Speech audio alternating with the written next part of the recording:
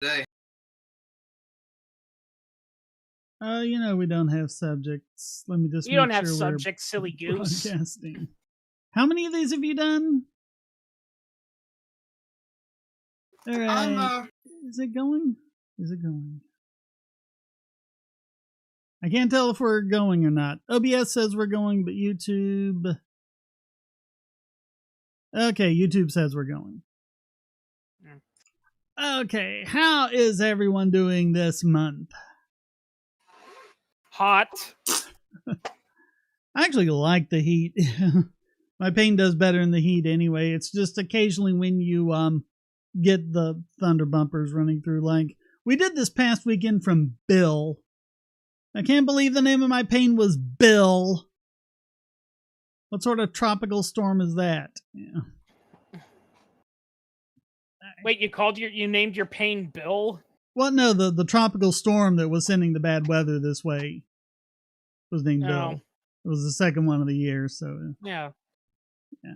Oh Yeah, no, the second one of the year. We don't get that many tropical storms. It must be Man Bear Pig. Yeah. Yeah. All right. So we got Chris and Wes so far. How you guys doing? I'm smoldering. Oh, I gotta get a starter, and I'm buying a new pull starter thing for my ants mower because the string broke, and apparently when I put it back together exactly like it was, I put it back in. Apparently the whole thing, something's wrong. It's not turning when you pull it. So I'm just getting a whole new piece, a whole new top pull crank section, and I'm going to see if the starter was getting weak, but I don't know if that's really going on, but I'm going to try it and see. Because you know how in the riding zero-turn motors, you know how they have those fucking electronic lights for the, Yeah.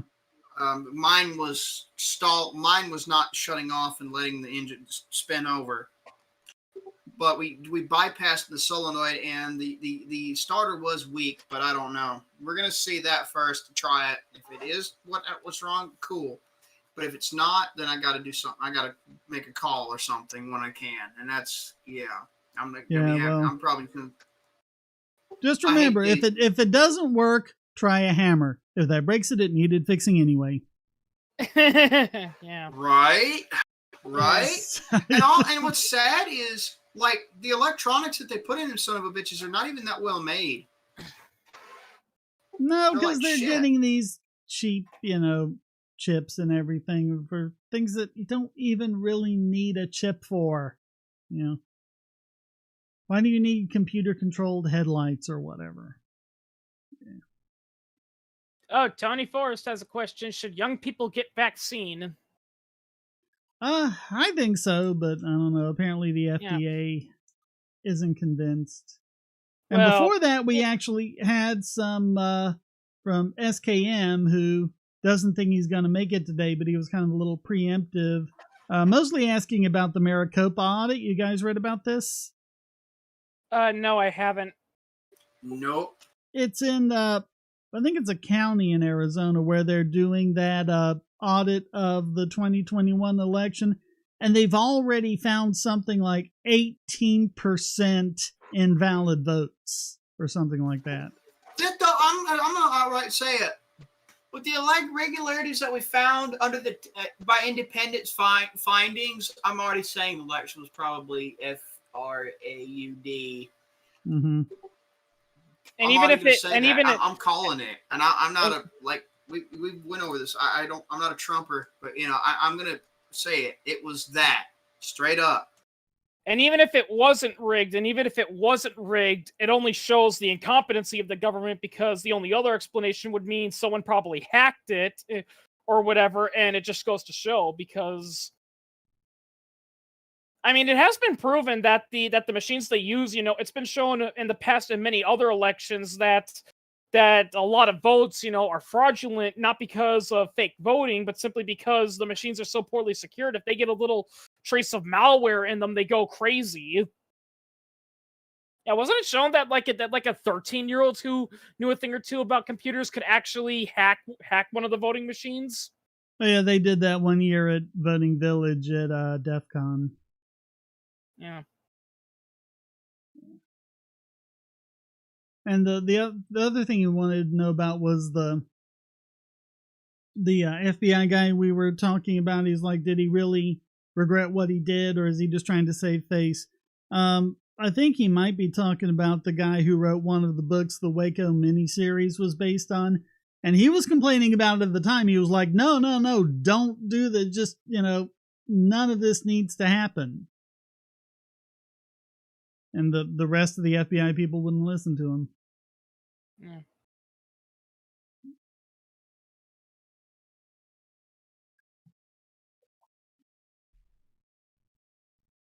How do we achieve herd immunity? Get sick or get vaccinated. I mean, that's all there is to it. Yeah. Yeah. Either it's always been the exposure and surviving it, and then building antibodies, or vaccination, or a combination of the two. Mm. So all this talk reminds me of a really old episode of the old TV show Rugrats, about the chicken pox, where all the kids get the chicken pox, and one of the characters' mothers, who's a doctor, said, oh, well, it's better for them to get them when they're younger. It's a lot worse when they're older, especially in men. To which I want to say, bullshit. You're a doctor. Have you not heard of the shingles virus? Yeah. Also, have you not heard of the chickenpox vaccine? Yeah. Yeah. And there's no excuse, because that episode aired when the vaccine was available. So, mm-hmm.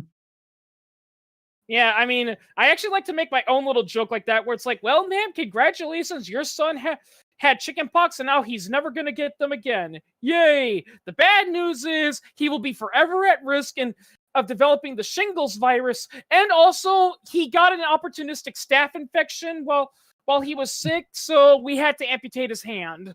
Mm. And I'm not making that up. I know people who've gotten shingles, and it's bad. So I got the vaccine. The vaccine was orders of magnitude better than getting shingles, but it's still one of the worst. I mean, it hurts. For like oh yeah, my mom. I know. And you need two of them. I know people have gotten shingles. I got a cousin that actually got it when he was like 3 or 4 years old. Hmm.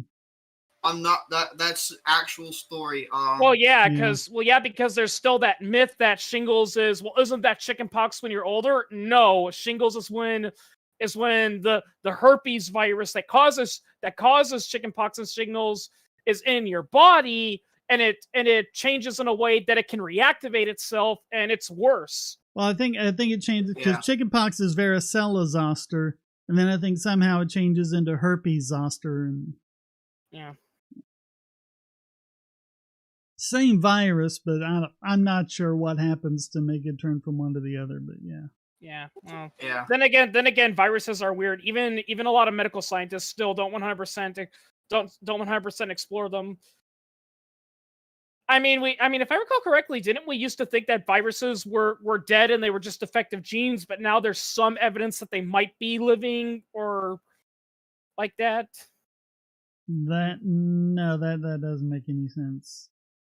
But when we know what viruses are, but I mean, there's more of a philosophical question about whether or not they count as being alive, because they don't reproduce themselves. They have to hijack a host cell and trick that host cell into reproducing. So, do they count as being alive? And when your innate and adaptive immune systems do their various functions and send out immune, white blood cells, T cells, yada yada, and they attack and devour the pathogen in question and record that and produce antibodies to fortify the other immune. I'm sorry, excuse me, that came out of nowhere. And essentially, when that happens, that's when they assimilate viral genetic code into our bodies through those methods, and it's kind of I guess remembered, I guess you could say, for lack of better wording. I'm not sure what you're thinking, but it sounds like you might be talking about retroviruses, which actually they convert their RNA to DNA, insert it into your genome. And we've got all of these things in our genome that are leftovers from retroviruses that have been doing that to us for millions of years. Because if it does that to a germline cell, you pass it on to your child. But I mean, if a mutation deactivates it, then it just. But a lot of genetic disorders are those, they're called ERVs. A lot of genetic disorders are those ERVs getting reactivated and causing issues. Yeah, so contrary to what science fiction tells us, if they reactivate, you know, the remnants of an ancient virus in your body, it doesn't give you superpowers. Nope, neither do mutations. Yep. Yeah, it's so. That's what I was thinking about when they were talking about, oh, there are mutant strains of COVID out there that's mutated. It's like, of course it mutated. That's what life forms do. But yeah, when you think of a mutation, you shouldn't think of X-Men. You should think of a typo. That's what a mutation is. Yeah, humans. Yeah, if I recall correctly, humans as a species are mutations. Yep, we're all the result of collective mutations that have happened, you know, over billions of years and been selected for. Yeah. Yeah. Any of you read any books, new books lately, or no? What was it I just read? I've got Andy Weir's new book, but I haven't read it yet. But I just got. Let me see. I might have it on my phone still. I got through reading a couple pieces of distributed literature. I'm going to get another copy because one of them got cat get on my desk and dirty up my keyboard, knocked a drink. I didn't get to finish down. I had to go do something real quick. I came back as soon as I could, but still too late. It's also what I get for leaving the drink up there, but they got up there, knocked it over, and ruined my book. I've got to get another copy. $6, but still that kind of pissed me off. And what I'm going to do is I'm going to analyze the presuppositions and the assertions of the distributed side of things. And I'm going to nuke some of them out of the water. And I'm going to tell people, here's some policies as a Rothbardian I'm okay with it if that are distributed in nature and can be done in a Rothbardian framework and well done and such. And I'll give my justifications, including a few justifications that are made in a few other books I found digital scans of online on the subject. I'm not a distributivist by any means, but I'm not going to say everything they say without reviewing it and, you know.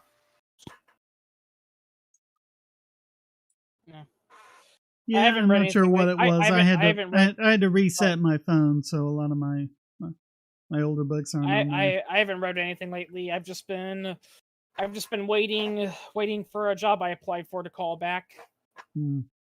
Yeah. By the way, speaking of books and all that, though, when I had to go to the probation office, I had to do a high school homework paperwork like sheet. And some of the questions pissed me off. They're like, describe in detail the crime you were convicted of. To which I just want to say, lady, did you not read the court papers? Yeah. Project Hail Mary is Andy Weir's latest book. Like I say, I haven't started reading it yet, but looking forward to that. Because in addition to the Martian, he wrote one called Artemis that is also really good. Oh, excuse me. I don't know why I'm tired. Maybe it's the heat. I'm tired because I didn't sleep well last night because it was a high pain night. Oh, yeah. So I'm kind of a dead man walking today. Oh, yeah. Shane, I mean, I know, I hope it doesn't, I know I've put to mention it before, I hope it doesn't bring up, a lot of people were talking about, because we did that whole thing about driving, and they were talking about how we need licenses to ensure people know what they're doing and they don't drive stupidly. I say, look at Shane himself. The guy just drive anywhere at any time and at any city and contemplate the fact that all the morons you're seeing have a license. Yeah, you said the guy who wrecked your life because he got drunk and drove on the wrong side of the road, he was licensed. Yep. Yeah. The son of bitches that shouldn't have licenses but have them. It's astonishing. Well, to be fair, they always talk about how. See, that's another problem I have with some states is that they act like laws are these magical incantations that make things go away. Here's something I want to ask people, and they can never, ever, ever do it, is that is listen, if laws worked and they truly stopped, the activity you want them to stop, why do we have policies in place that say if you're caught breaking the law, you're going to be punished? Okay, so we've got Dylan Arudo with a $5 super chat. Thank you so much. Sent you a question earlier. Did you see it? Yeah, I think he's behind Eccleston right now. But oh yeah, will you make a video debunking the crazies against the overturn of the AR-15 ban in Cali? I covered that in the podcast. I don't know if I'll make a specific video on it or not. Yeah. When Gavin Newsom won, I don't know if it was Idiot Extraordinaire or Biggest Bogon Emitter for the umpteenth time. But for the first time, I think without it being a COVID thing. Yeah. I'm not sure about that. There might have been a gun control thing, but I think this is his first time where it wasn't a COVID thing. Yeah. Bradley McPhee, what makes the driver's licensing system most nonsensical is that you only have to demonstrate that you could drive once, and then you just continue for life. Yeah, unless you get enough points that they take your license away or whatever. Yeah. But again, like I said earlier, if rules saying you can't drive without a license, I want to ask people this, then why do we have policies in place that said if you're caught driving without a license, you're going to be punished for this? And they're going to be like, well, why? Because you're saying if we have a law, people won't be drinking and driving without a license, yet we need to punish them. If you said if we had the law in place, we wouldn't need a punishment because it would have magically gone away the moment they said, okay, you can't drive without a license, but we don't see that. Yep. Whereas if you're going to punish them anyway, you don't need a license. You just punish them.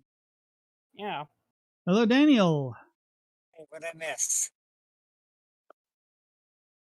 Not too much. We're still kind of getting going. Chris and I are both kind of out of it. We didn't get much sleep. Yeah. Yeah, I hope I get the job I applied for. It's not the best paying job, but trust me, I will enjoy it much better than the other jobs I've worked at. It's basically going to be a caretaker at a doggy daycare. Cool. We could probably call this stream "Sleepless in Bogosity." Yeah, probably. Yeah, I'll tell you, because I did what they call a work interview yesterday, where they actually take you in and they show you around and what your responsibilities are going to be if you're hired. And it was a little loud, obviously, because of the dark dogs, especially the small ones. But I did jokingly tell the people working there, trust me, I would much rather be working with loud, yappy dogs than loud, yappy people. Yeah, but that's one reason for the earlier time today is because I don't know if I'd be able to make it to 10 anyway. But the other reason is that Heather isn't closing, so she's Closing? She opened this morning. Oh, working in the clothing department. That's got to be fun. Yeah. No, closing. Closing. Oh, I see. Yeah. Yeah, it's funny because I was watching, Married with Children and watching Al Bundy, and I see so many people saying, I've worked in clothing departments, and I cannot tell you how much I sympathize with Al Bundy, because you see those really, really, really big people, and they're coming up with clothes that are clearly too small for them, and when you tell them, I don't think those are going to fit you, they're like, how dare you? Mm-hmm. It's like, listen, yep. I'm not insulting your weight. I'm just saying it ain't going to fit you. I want a balloon. Yeah. Yeah, you are the size you are. Yeah. I want a balloon. Oh, Sonny, you've already got one. Yeah. If someone asks me to help them fit pumps on them, I'm going to tell them straight up. The Society of Cruelty to Shoes would forbid me from doing that. Yeah. Do you have any pumps in my size? Yes, we do, but the Society for the Prevention of Cruelty to Shoes won't let me sell them to you. Yeah. Yeah. Come, Penelope. We're taking our business somewhere else. I tried the moon. You'll waitlist there. The only place you're going to be able to find shoes is a blacksmith's. Yeah. How's that one? Yeah. No, I think my favorite one was, what was it again? There's this huge ass broad who was blonde, and she came in there with I think it was with her daughter. Oh yeah, she was wearing that real skin tight suit, looked grotesque on her. and she said, I don't know what happened to these dance shoes. I guess my feet have swollen or something, landing on them or whatever. I forgot what she said. But anyway, Bundy said, yeah, and from what I could see, you landed on your butt a time or two. She said, how dare you say it in my face? Yeah. He said, well, hell, I'd say it to your back, but I'd take half a tank of gas. Yeah. I am He was visible. Oh, yeah. Al Bundy. It's that same kind of thing with Basil Fawlty, because John Cleese based him on a very rude hotel manager in Torquay, but in reality, everyone, whoever worked in retail or whatever, just loved it because Basil was doing and saying all the things they wished they could. all the stuff you wish you could say to people, because I mean, the comment section of Married with Children skits are full of people saying, man, when I worked in the clothing department at Walmart, I really wish I could say that to some of the people I came across. Yeah. Especially the favorite line, where that one girl was being sassy with him and saying, with that attitude, you're going to be here for the rest of your life. And then, because her mom's fat too, he's like, yeah, and if you want to see where you're going to end up, take a look to your left. Yeah. Again, that's why I'd much rather work with loud, yappy dogs than loud, yappy people, because the thing is, and here's another thing with dogs, is that as annoying as they can be, they're dogs. They're acting that way because that's the only way they communicate with humans. People, it's like, you should know better. It's pretty clear. I'm upset. There's nothing I can do to satisfy you, and screaming and yelling at me and telling me I'm a worthless, low-paid employee is not going to make your situation better. Well, maybe if we could hit Karens on the nose with newspapers. Yeah. And, as many comedians pointed out, it's like, some of those jobs wouldn't be so bad if the freaking managers would just have on your side, because they're so afraid that one customer is going to destroy their sales that when they complain, they keel over and they say, oh, I'm very sorry about that, ma'am. Whereas, managers, you got to stand up to your own employees. If your employees are doing everything they're supposed to and there's legitimately nothing they can do to help the customer, you got to tell them, okay, listen, we're doing everything we can to help you. Either calm down or get the hell out of here.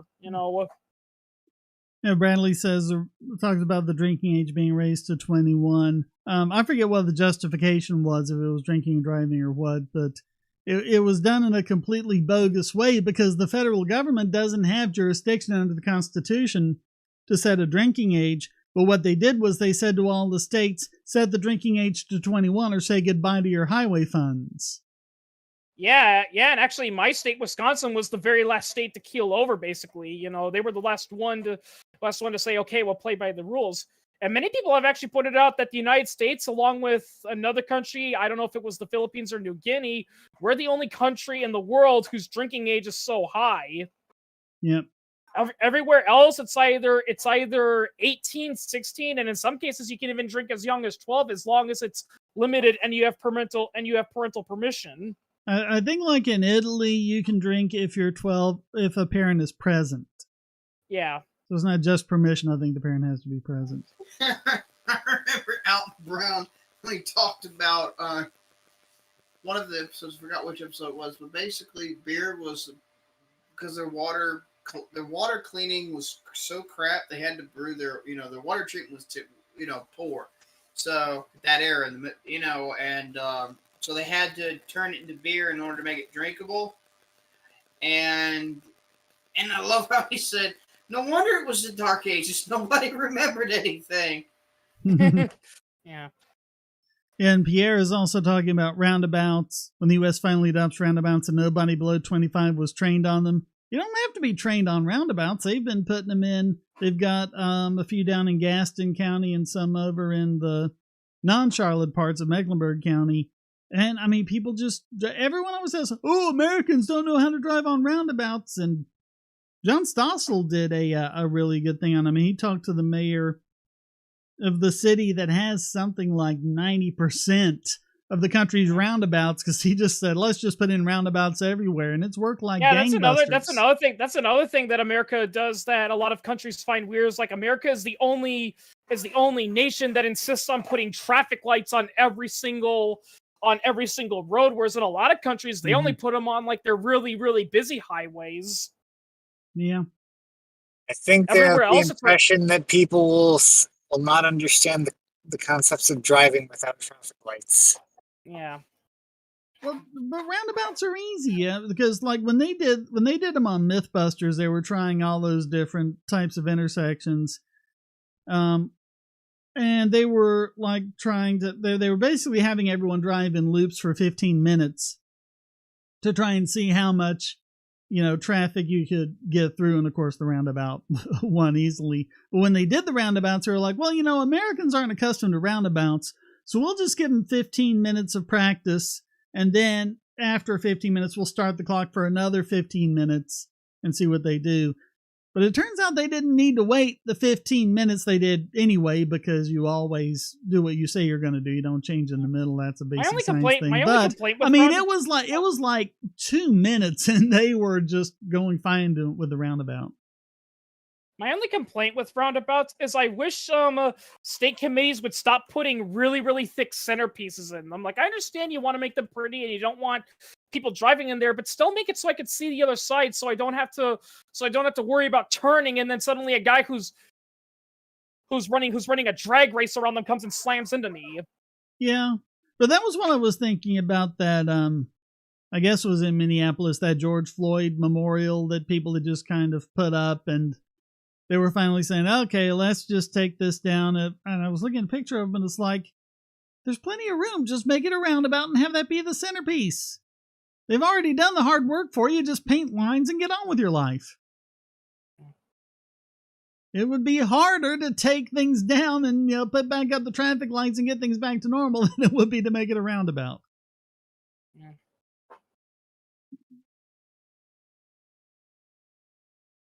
Oh, yeah, the red light scammers. Charlotte gave up on those, I think. These are still the only people who are supposed to know how to build roads. Yeah. Yeah. Without government, who would screw up the roads? Yeah. Speaking of which, it reminds me of something. My lawyer said to me. I don't know if I told you this, but I was kind of a little angry, because because the DA refused to drop the domestic, violence charges. Like, he was willing to drop them to a misdemeanor, but he was not willing to let them go. And I just ranted. Why the hell do we even have a prosecutor? A prosecutor, it should just be between the judge and the people who might have been affected by the crime and all that. And then my lawyer was like, but then who would represent the state? And I didn't say this to him, but I'm just thinking, why the hell does the state need representation? We vote them so they represent us, not vice versa. Exactly. And besides, the people already have representation in a trial. It's called the jury. Whoa, nice $20 from Steve Stevens. Thank you very much. Eggleston's not dancing yet, but it should be up here in a second. Well, it was nice at least catching part of a stream, but it's range time. Have a good one. Oh, you have fun there, Steve. Range time? I assume a firing range. Yeah, I miss doing that. There's Eggleston. To be fair, even if I did have my guns back, with all the craze that's been going on, there's just no damn ammo anymore. Yeah. So, yeah, it's like, yeah, that's what they all say. Who will build the roads? Simple. Simple. Once if we can get them back to pre-colonial era numbers, we should get a bunch of American bison, let them roam free, and whichever routes they take, we pave over. No joke. That's where most highways came from. Huh. Yeah, they were technically created by the bison because both the American Indians and the settlers would often travel on those roads, not just because they hunted them, but also because bison tend to pick, the smoothest course to their migration. And yeah, deer and do the same thing. What? Oh yeah, deer do the same thing. Even cows do it. We saw that in we had cows when I was growing up. Still wonder how they get deer to cross at those signs. Yeah. Oh, it was funny. There was one case, I forget where it was, but this woman rode in on the the deer crossing sign, wrote a letter to the editor of whatever paper, and it was Greensboro, I don't remember, but she was saying, was like, well, why do they have the deer there? They should move the deer crossing over here because it would be more convenient for both the deer and the cars. It's like, I don't think you get the idea.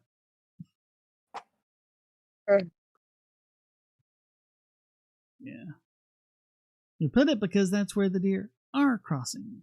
Yeah. Don't even get me started on the road funding system. It's part of the reason why the USA banned, the Divided States of Corporate Whoredom have banned the allowing Volkswagen Blue Motion TDIs that tend to get damn well over 60 miles to the gallon, and they're non-hybrid as well, from being allowed over here in the US, although other countries can have them quite fucking readily. Yeah. And the pollution that they would reduce drastically and drastically increase horsepower and mileage with the technology they do use, the flywheel capture enhanced transmissions. Well, let's just fucking ignore that. Yeah, that's another thing I don't like. Some of these environmental people, they remind me of the e-cigarette people. It's like, now the bad news is we haven't come up with an efficient way to use solar and wind power, but we found a way to more efficiently use oil, gasoline, and fossil fuels, so they're more efficient and they'll give off less pollution. And they're like, no, we can't because it's evil oil. It's just like with e-cigarettes. It's like, listen, we haven't developed a proper, a really effective treatment for smoking, but we came up with a product that, while it still contains nicotine and does have some risk to it, it's much safer than smoking the real thing. And they're like, it's still smoking, it's evil and yucky. Well, in California, again, is the big offender here because it's all about the emission standards. And so, you have these cars that are, in Europe without being hybrids getting 50 miles to the gallon and things like that. But you can't drive them here because they don't meet the emission standards, because the emission standards don't take mileage into account. Yeah. Yeah, didn't Rachel Maddow, didn't she humiliate herself because she was talking about how some European car companies were tampering with the emissions, but then they did actual research, and it turns out the reason Volvo why it appeared and Volkswagen, Yeah, it turns out the reason why it appeared to be tampering was because, like you said, they were looking at, they were looking at how much it gave, but they didn't look at the overall mileage.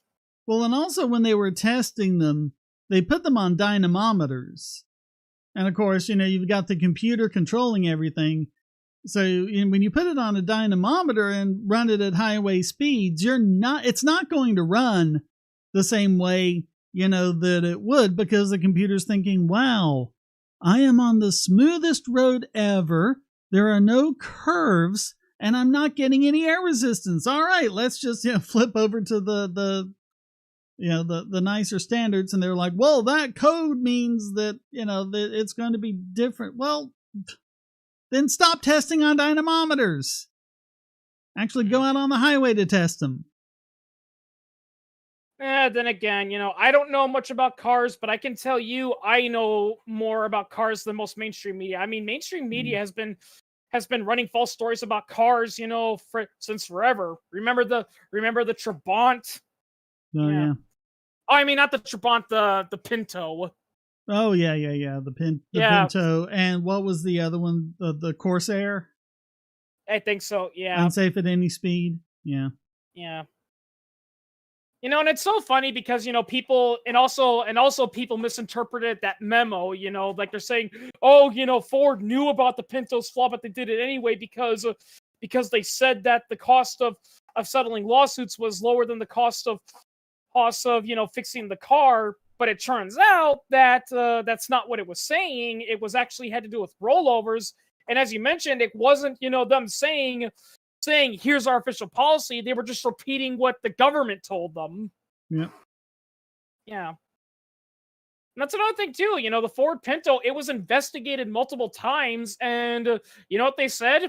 We don't have a problem with it. It was more likely to catch fire when rear-ended than cars of the same size. Yeah, the only reason the government ended up recalling it was simply because people wouldn't shut up about it. Yeah.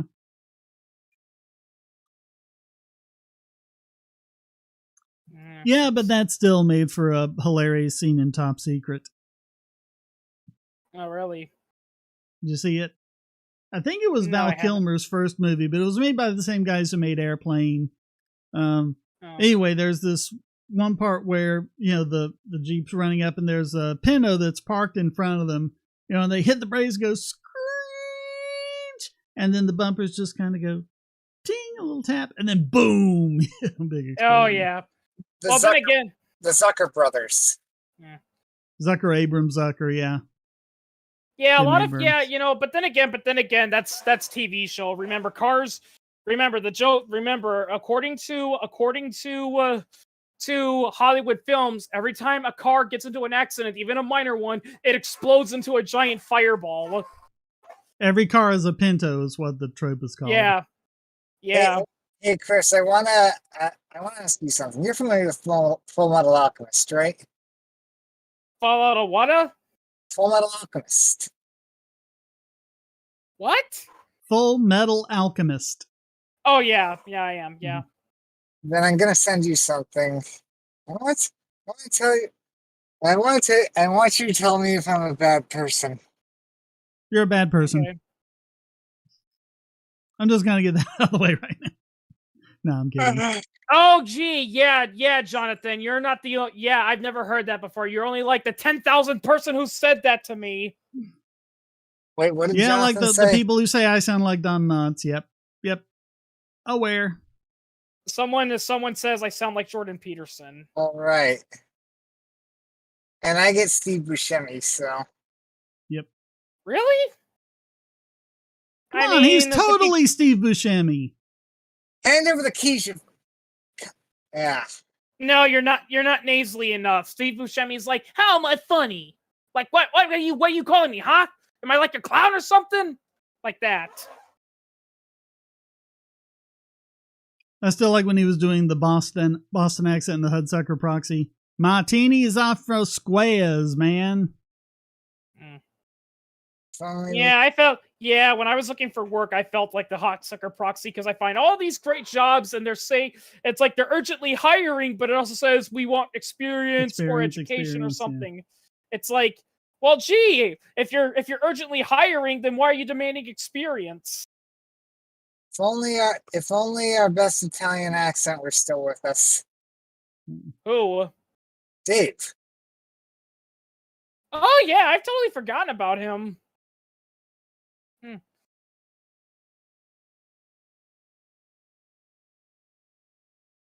Yeah, he was the only one of us who could do a good, like, mobster voice.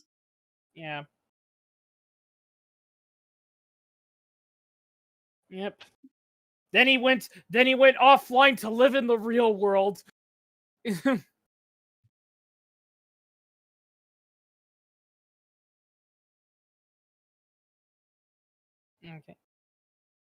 Yeah, but that's what my daughter's finding out though, because everyone's saying, "Oh, well, we need people, we're hiring, we got to get people coming after COVID." And she's applied like a bunch of different places and only got callbacks from like 2 of them. Yeah. It's like, yeah. To which I want to ask, are you seriously urgently hiring? Well, yeah. Then why are you demanding, like college or experience? Because it's like. Mm-hmm. If you were that desperate for employment, you'd be taking a lot of people. And if they don't have a lot of experience in the position, it's like, well, you know what? We need people very much. Just come in on one day. We'll train you. But clearly,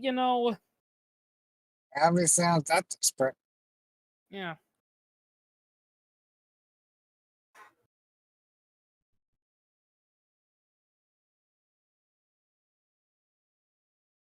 Well, Daniel, that thing you sent me, it's like, the story behind her and why she looks like that, right?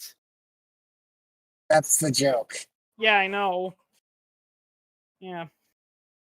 You know what that kind of reminds me of? That kind of reminds me of all those people, that are like, oh, that character looks terrible. Why do they look like that? It's unrealistic. And ignore the context of it, Like those people that were complaining that, oh, Lara Croft is too muscular and thin. She's unrealistic. And I'm like, guys, she climbs mountains and hidden tombs for a living.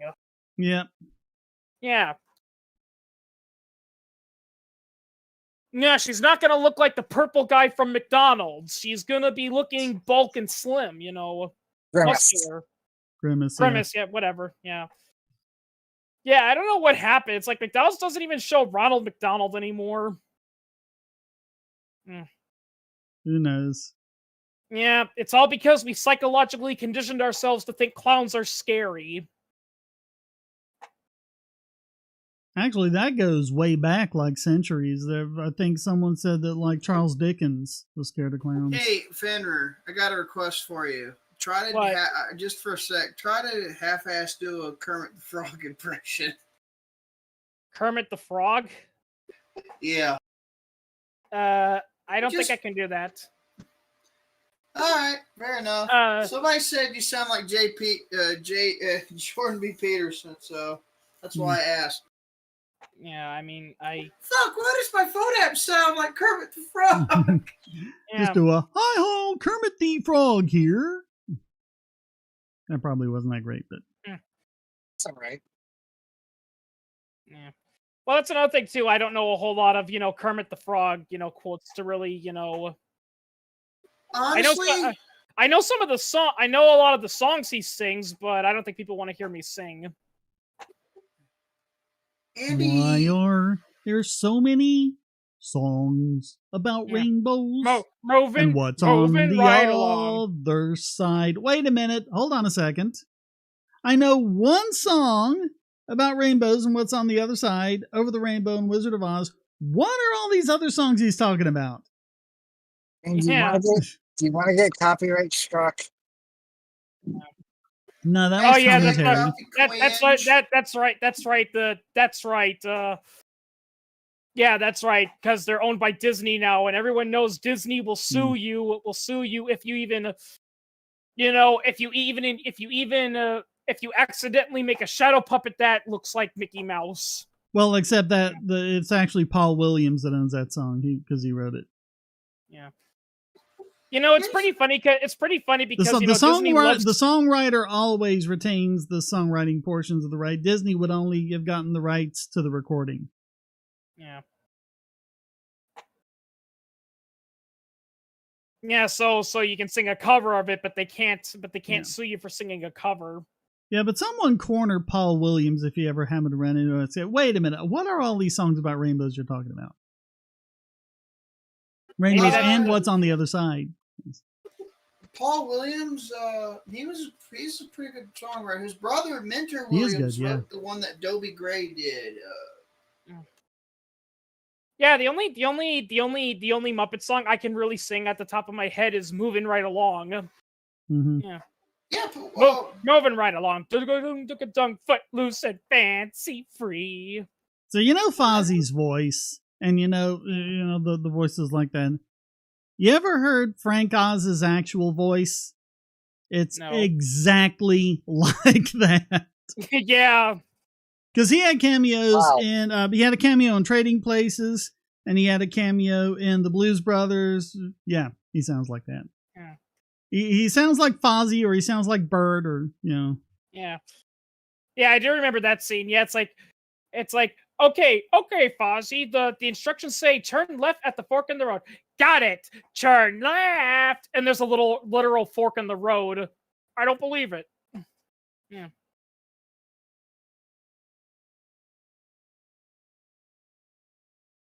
Is there a single McDonald's mascot that's still being used? I know they haven't used Hamburglar in forever. Yeah.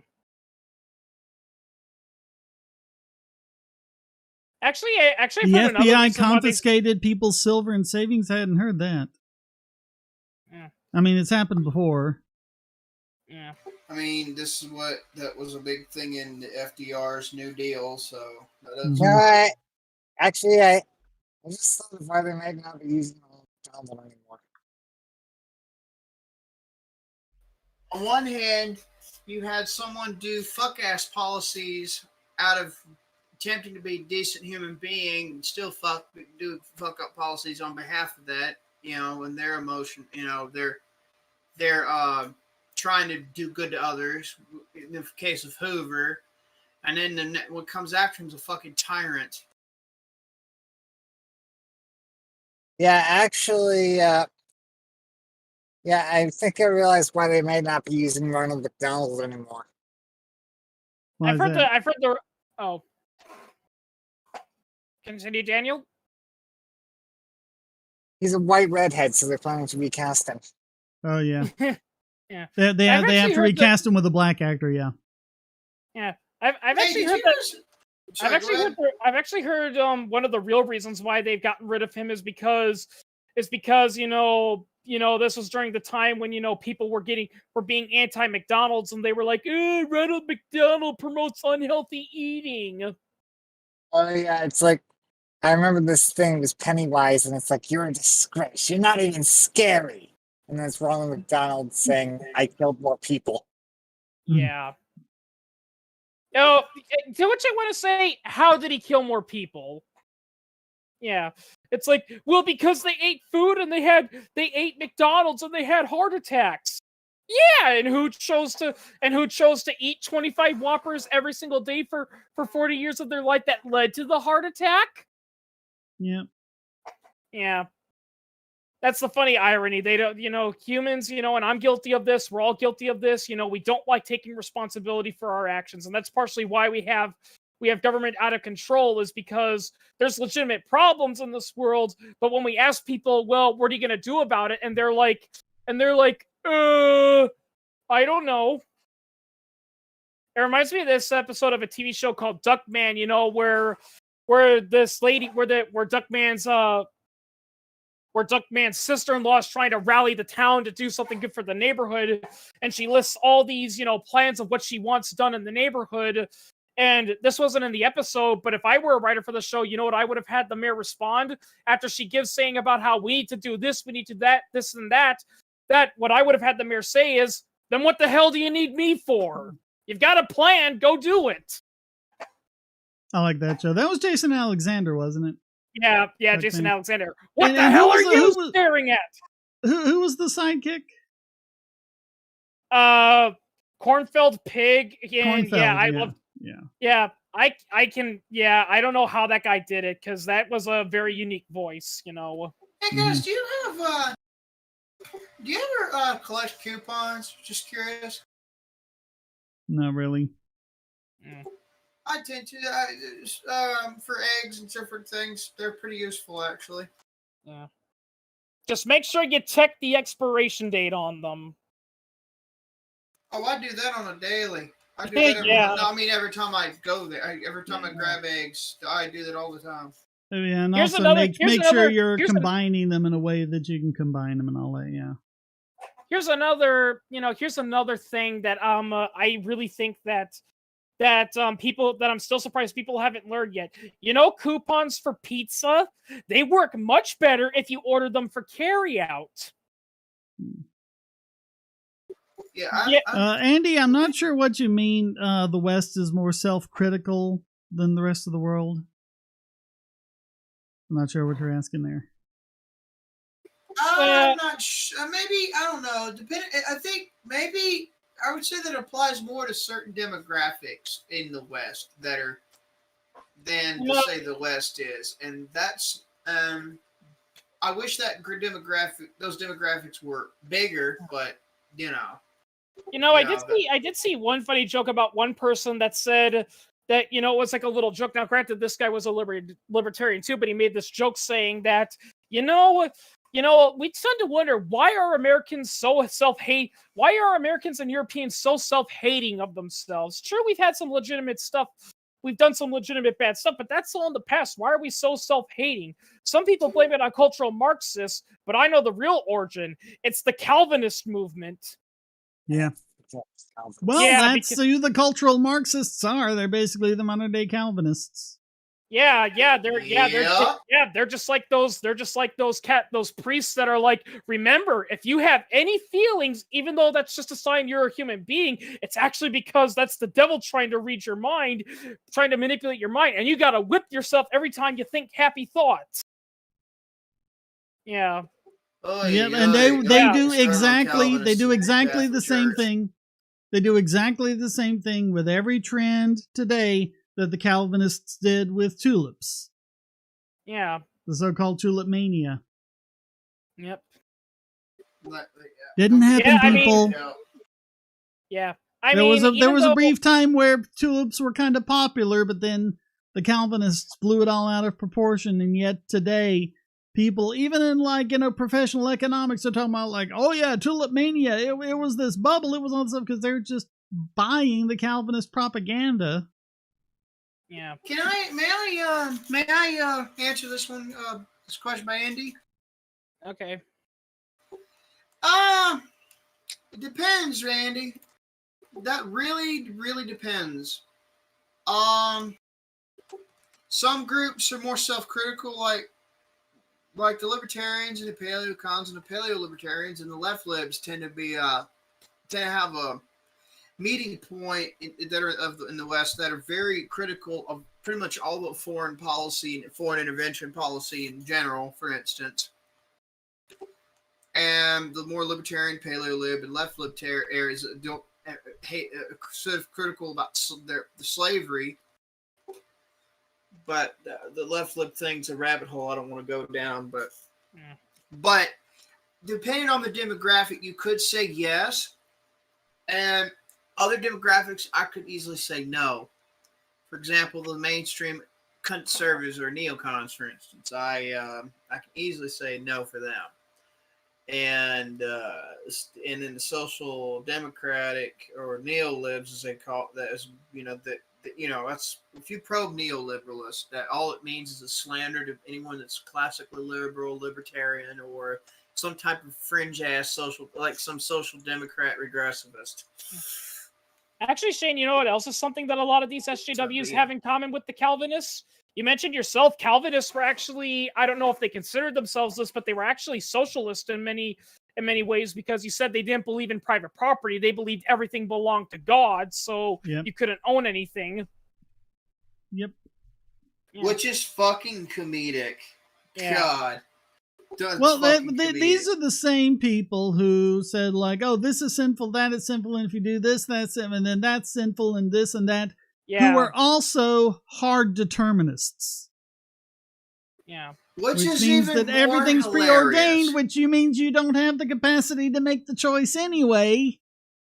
Yeah, that's another thing. That's another thing I love asking. I love asking some of those religious people. It's like, listen, if everything is ordained by God, then how come we have the thoughts to begin with? If we're not supposed to be touching ourselves, why did he make that part of our body so sensitive and fun to touch?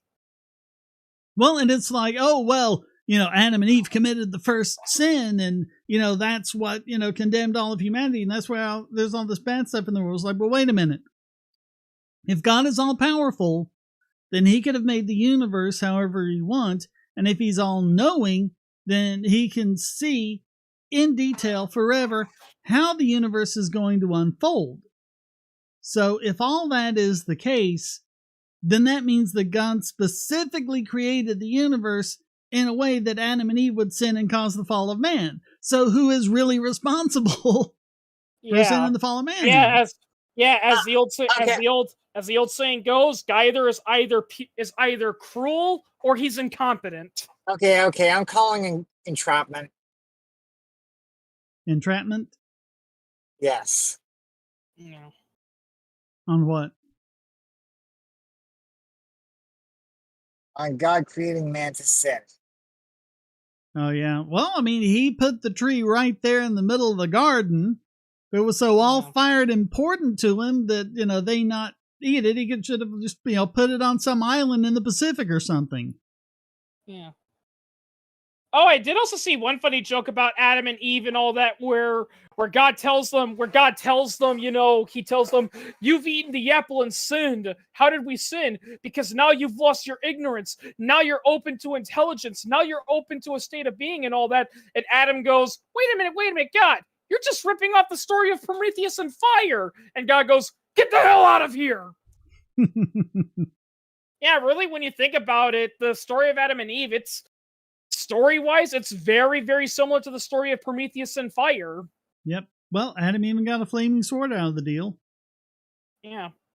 Well, at least Adam and Eve didn't have their organs pecked out for us. Yeah. I mean, give them some credit. At least the Greek gods didn't punish humanity as a whole. They punished Prometheus. But if they didn't have knowledge of good and evil, and they didn't know what was a sin and what wasn't, then how is it their fault if they did something that was a sin? Because they didn't know any better. Yeah.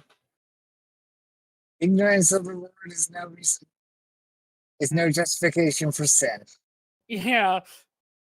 I also saw another funny joke too when you think about it, where it showed, where it shows the devil and God is scolding the devil and talking about how evil he is and how God's word is pure and good and the devil is evil and all that. Then he says, "Well, let me ask you this then, buddy. If God is good, why did he create me?"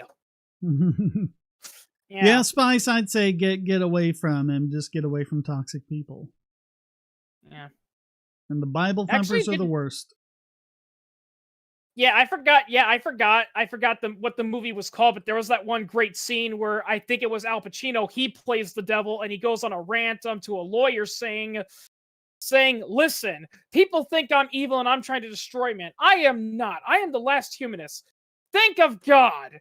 He creates you. He puts, like, I'm just paraphrasing. I don't know the exact quote. He's like, he puts you on this earth.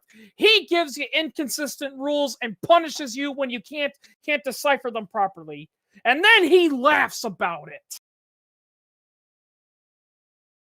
Yeah. The only thing I don't like about that movie is the character that the devil's talking to is a lawyer, but I would argue the prosecutors are there, but yeah. Did I ever tell you that one funny joke, where a lawyer dies and he goes to hell and he's like, "Wait a minute, I'm in hell?" And the devil's like, "Yep, all lawyers go to hell." "Well, what about the prosecutor? I've seen prosecutors do far worse stuff than me." And the devil goes, "Well, the reason why prosecutors don't go to hell is because hell is a form of the afterlife, and in order to go to the afterlife, you have to have a soul." Mm-hmm. Get it? Yeah. Yeah, there was some joke like that, and I forget how it goes, but basically the crux of the joke is like there was this big court case between heaven and hell wins because hell has all the lawyers. Yeah.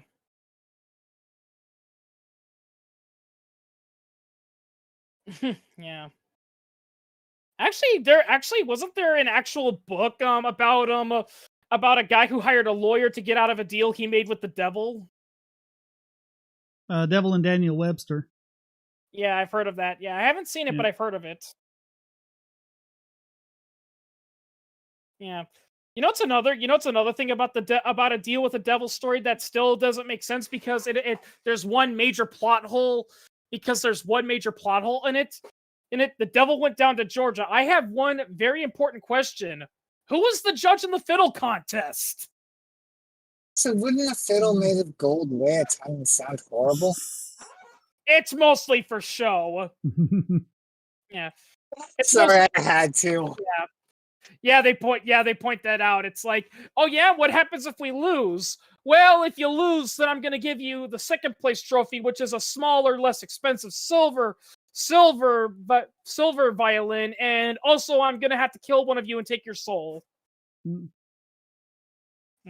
But I still want to know, who was the judge in that? I mean, Robot Chicken kind of did a funny skit of that where Spawn, the comic book character, challenges Malbogia to a fiddle contest, and he just outperforms Malbogia. He plays far better, but they're in hell. Malbogia rules hell, so all the judges are minions of him, and they go, "Malbogia wins." Yeah. Well, in the song, the devil just knew that there was no way he won, so he conceded. Yeah, but still, yeah. Yeah, I mean, making a deal with the devil would be difficult because, if he challenges you to a contest, it's like, who's going to be the ultimate judge? I mean, because you wouldn't be able to get an unbiased judge because if a demon does it, he's obviously going to root for the devil. But if you bring God in, God doesn't like the devil, so he's naturally going to say, "Oh yeah, Johnny totally defeated you." What do you mean, God? He totally screwed up that last crescendo. Honestly, I'd just nip the problem in the bud, and I wouldn't challenge the devil to anything in Georgia. I'd do it in Jamaica. Well, Johnny didn't challenge the devil challenged him. He, as the song goes, he felt that there wasn't enough sinners, so there weren't many souls to go to hell. So he decided to make a deal, and he saw Johnny playing the fiddle, and he said, and as the saying goes, I bet a fiddle of gold against your soul to think I'm better than you. Mm-hmm.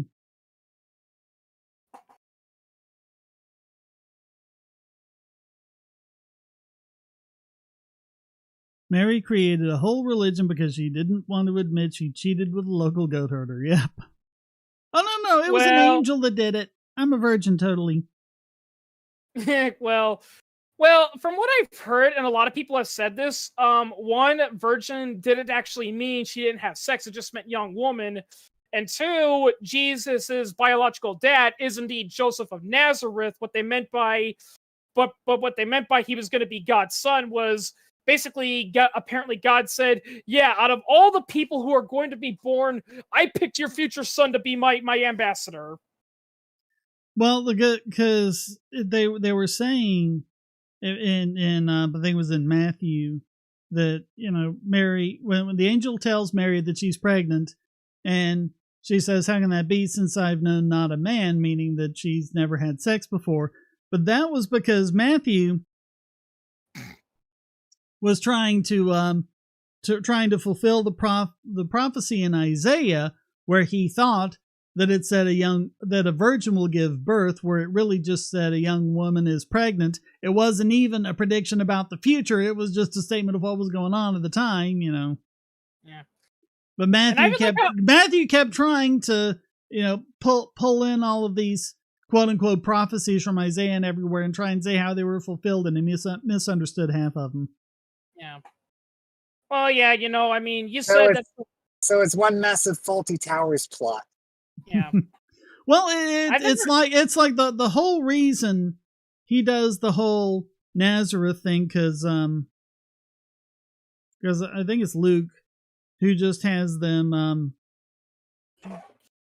I'm going to get them backwards probably. One of them has them that they were just living there in Bethlehem, and the other one, was saying that they had to go from Nazareth to Bethlehem. Nazareth, Jesus was from Galilee. He wasn't from Nazareth, but it was like they were trying to get that in there because they were trying to fulfill the prophecy that said the Messiah will be called a Nazarene. First of all, no one called Jesus a Nazarene, at least not any of the texts in the Bible. And also, Nazarene didn't mean someone from Nazareth because the city didn't exist then. It meant someone who had taken the Exodus oath. So, yep. They totally screwed up on those prophecies.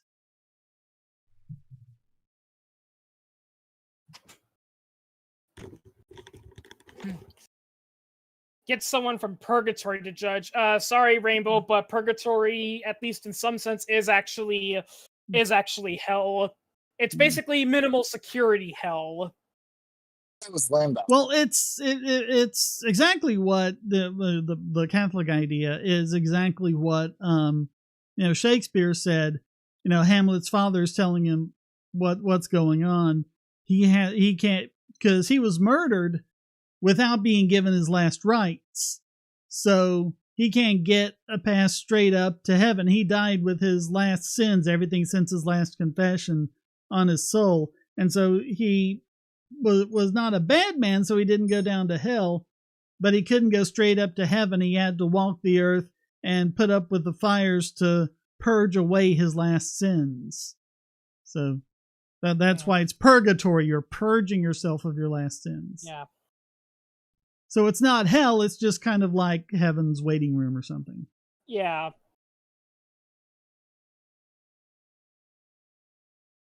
And what else is pretty funny is that, and they talk about this with, and here's another thing, going back to the Bible, and they talk about this with Adam and Eve and how we're all born sinful. And many people have pointed out, but wait a minute. I thought the whole point of Jesus dying was we're clear of original sin, so we don't have to worry about Adam and Eve. Yeah, they never could figure that out. His original sin makes no sense anyway. Because one of the reasons that it's so crazy important that Mary is a virgin, and Jesus isn't born from Joseph's loins is that because that would have mean he was begat through original sin. But the problem was Mary would have been begat through original sin, so then they had to come up with the Immaculate Conception, which is, Mary being immaculately conceived in her mother Anne, so that Mary is born free of original sin and can What therefore about give Anne? birth to the Messiah. What about what? What about Anne? She's been born from sin? Well, yeah, but by having Mary be immaculately conceived in Anne's womb, that kind of broke the line of original sin. Which raises the question, why didn't God just do that for everyone? If he can break the line of original sin whenever he wants, why not just do that on every line? But I will say this, Shane, as crazy as God and Christianity is, the real sad truth is that some of the atheists who are still statists are 10 times worse, because it's like they know the bullshit. They can read through the religious bullshit, but when it comes to the state, it's like. And by the way, the dumbest argument I've heard of, because people have said, libertarians are like, flat earthers because they're denying government. I'm like, no, we're not denying government. We acknowledge government exists. We just acknowledge they don't have powers, Well, like, government doesn't even really exist. It's just a bunch of people LARPing. Yeah. But, there is no thing out there called the state that's a tangible form anywhere. Yeah. Yeah, I mean, historically speaking, they have divine right of kings, and they say, oh yeah, I rule this kingdom because, God gave me the power to do so. And too bad you couldn't say, no, you're in power because you just happen to be the great grandson of the guy that came over and defeated the previous government in a war and took over. Mm-hmm. Yeah. It's been fun, guys. I want to head out, but before I go, I sent you a message in the videos to the bunk section, Shane. All right, we'll see you, Wes. Yeah, take care, guys. Yeah. Yeah, I think you said that, Shane. Like, there's been studies on human beings, and that sadly there is a part of our brain that just cannot, accept being confused and not knowing. So it triggers a reaction. So we fill it in with something, but that bypasses our logic and reason part of the brain. Yeah, but I mean, it's one of those things where just being aware of it, yeah, can help. Can help you get around. Yeah, you said, you said that, one of the first things you should always do is, if you're having issues and you're running into questions, you should always ask yourself, is there a possibility that the answer is there? I'm just confused about it. Yep. Recognize when you're confused. Yeah. Because if you can't recognize when you're confused, then you can't be more confused by fiction than reality. Yep. I'm just trying to control my tiger brain. Yeah. Control my tiger brain right now. Your tiger brain? Yeah. Okay. What did your kid get an A- in math? Yeah. Yeah. Yeah. Yeah, I saw a joke like that. It's called "How Japanese Parents Deal with Bad Grades." Son, you got an A-, and I am very disappointed in you. The kid gets a B. You are no longer my son, and I am ignoring you. If the kid gets a C, that's it. Take this sword and kill yourself in order to redeem the family. But no, what I mean is the instinct of unpleasant experiences sticking more easily. Like, your brain is trained to not necessarily take the risk of that sound rustling in the bushes not being a tiger. Oh. Yeah. So I guess you're saying the part of your brain that causes you to fall for things like pareidolia and all that. Yeah. Yeah. Yeah, but I think a lot of it is just what gets beaten into kids in school, which is it's bad to be wrong. Yeah. So that makes them kind of averse to it, and so they don't want to admit when they're wrong. Well, to be fair, it's actually more of the exact opposite now, because now it's not about being wrong.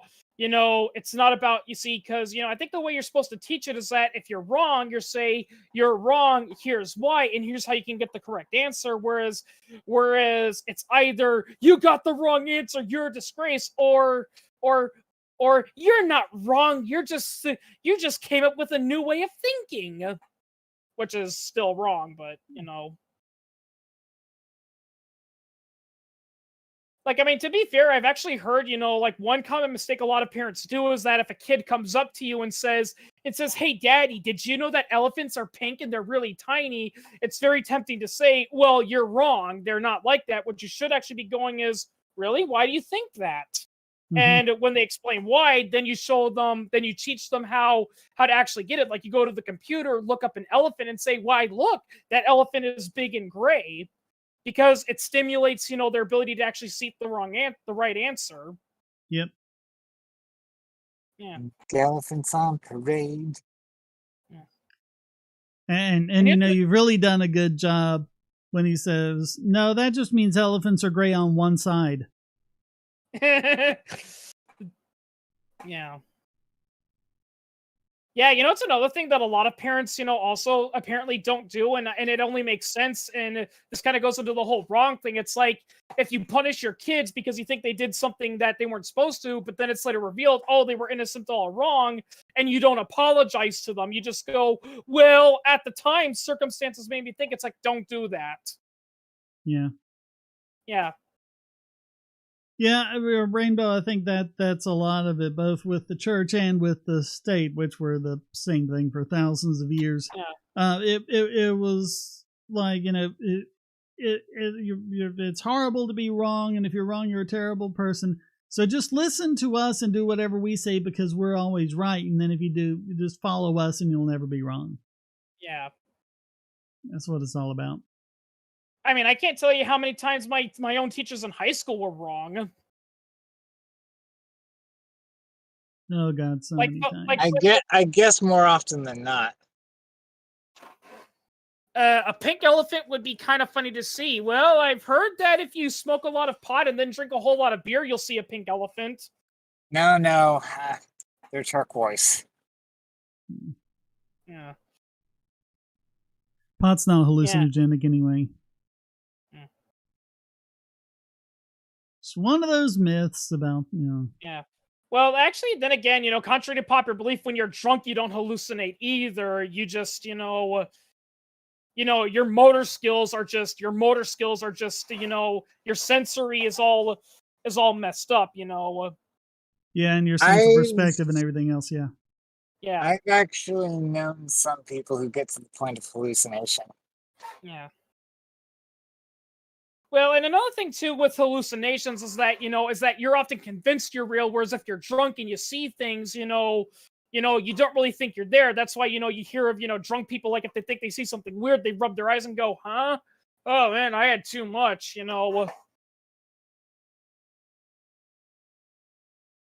Yeah, because the thing is, the funny things you're seeing, when you're drunk or on drugs is usually it's because of a result of your eyes, being dulled by the drug, whereas a hallucination is 100% in your brain.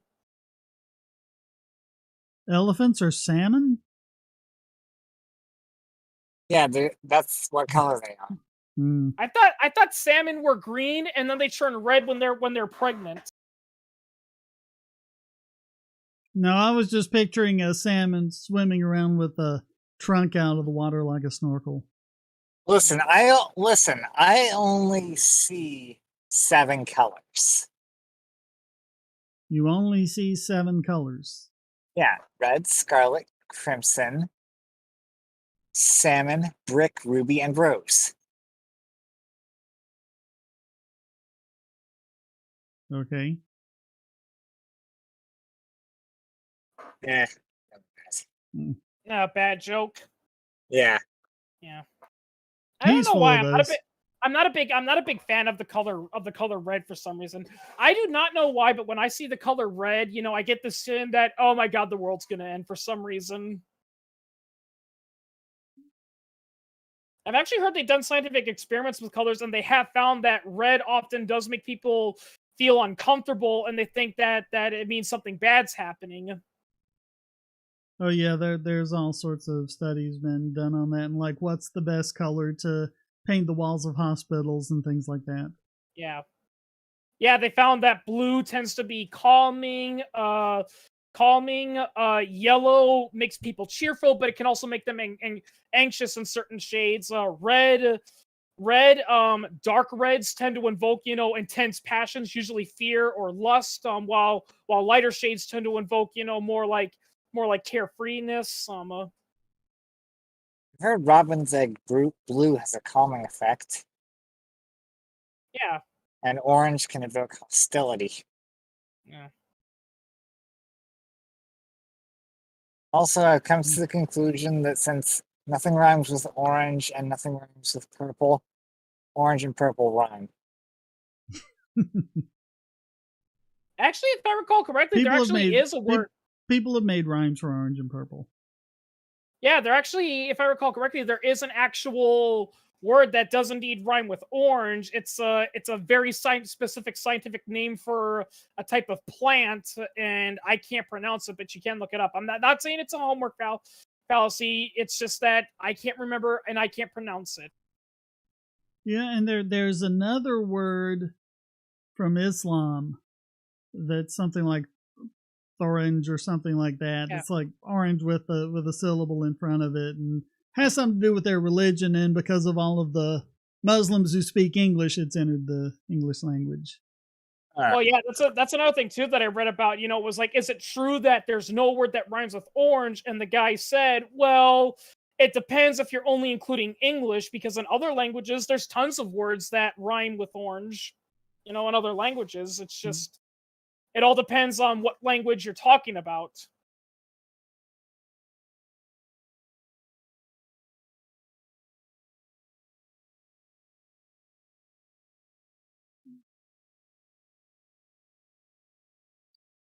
Yeah, I think they've done a lot of that in QI over the years, finding rhymes for the words that supposedly don't have rhymes.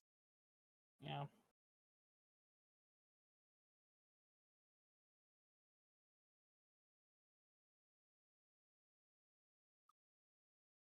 And without doing the kind of cheating that Tom Lehrer did. There to fill me in. Yeah, someone said there was no rhyme for orange, and he came back with eating an orange while making love makes for a bizarre enjoyment thereof. I see. Oh. And then I think it was Stephen Sondheim. Because silver is supposedly another word that doesn't have a rhyme. He said, to make a rhyme for silver, or any rhymeless rhyme, all it takes is will, verbosity, and time. Or just do what Charles Dodson did when he wrote Alice in Wonderland. Make words up. Yeah. Yeah. Like when you speak of the pompatus of love. No, I was talking about the Jabberwocky song. Like, no joke, there are literally like, I've heard that they teach literal short courses within English where they literally read the Jabberwocky song and try to interpret it. Yeah, but I was talking about the Joker song. Oh. Some people call me Maurice because I speak of the pompatus of love. And people are like, what does the pompatus of love mean? Totally made up word. What's a shapoopy? What's a shapoopy? Well, she's your shapoopy. Yeah. The girl who's hard to get, but you can win her yet. Yeah. Yeah. Yeah. Yeah, the woman who kisses on the very first date, she's usually a hussy. Yeah, Buddy Hackett. Yeah. Music Man. Yeah. Great movie. Love that movie. I'm partial to the singing kid. You know what a lot of people love about the movie The Music Man is that, because there's a common trope in a lot of movies where it's the liar revealed, where they find out that the guy, who they like, is actually a liar. And then like the next 10, 15 minutes are just full of people moping and saying, everything I know is a lie. With The Music Man, it's more about how they're initially upset at first, but then they look around and they said, you know what? He may not be a musician, but hey, he brought our town together. People who previously were bickering are now singing in a barbershop quartet. Yeah. Kids are behaving themselves. He brought our town together, so who cares? Yep. Yeah. Yeah, and it's also good because of when you back earlier in the movie, when he's trying to get the whole town riled up, what does he do? He goes, "We've got to think of the children." And Yep. then Buddy Hackett backing up, "We gotta think of the children." Yep. We've got trouble right here in River City, with a capital T that rhymes with P that stands for pool. I was thinking about the scene later on, though, when they're having the meeting about it. Because he's already whipped up the town about that, but it was at the meeting, and he's at the back where he can't be seen yelling out, "We heard there was a pool table in our community!" Yeah, no joke. And Buddy Hackett's character was his accomplice. Yeah. Right, pool was since decadence. Yeah. Fun fact, you know what else was considered immoral? Before video games came out, you know what else was considered would ruin the lives of children and turn them into violent people?